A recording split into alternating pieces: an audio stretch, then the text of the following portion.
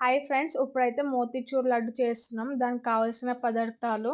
Hi అండి. ఇప్పుడైతే కళాయి పెట్టుకొని సరిపడగా నెయ్యేసుకొని గోధుమ రవ్వ అన్నది బాగా ఏగించుకోవాలి. లైట్ కలర్ వచ్చేదాకా. అది ఏగిన తర్వాత పక్కన పెట్టుకొని ఏ గిన్నెతోటైతే రవ్వ తీసుకున్నామో అదే గిన్నెతోటైతే 3 కప్పులు వాటర్ తీసుకొని మరిగించుకున్న తర్వాత కొంచెం అయితే లాలిక పొడి కూడా తీసుకోవాలి కచ్చాపిచ్చిగా.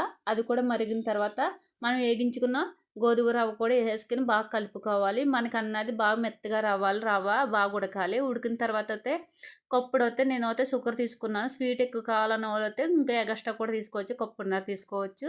బాగా ఉడికిన తర్వాత అయితే నేనైతే ఇంట్లో ఉన్న పసుపు అయితే వేసాను ఫుడ్ కలర్ బదులు. బాగా మంచి కలర్ వస్తుందండి. అంటే ఫుడ్ కలర్ అవి వాడకూడదు కాబట్టి. అది ఉడికిన తర్వాత నేనైతే మళ్ళీ కొంచెం నెయ్యి వేసుకున్నాను. బాగా కలుపుకోవాలి మనకి మాడకుండా. బాగా ఉడికిన తర్వాత కొంచెం గోరువెచ్చగా అయిన తర్వాత చేతికి నెయ్యి అన్నది రాసుకుని ఇలా ఉండల కింద చేసుకుని లడ్డూలు రెడీ అండి.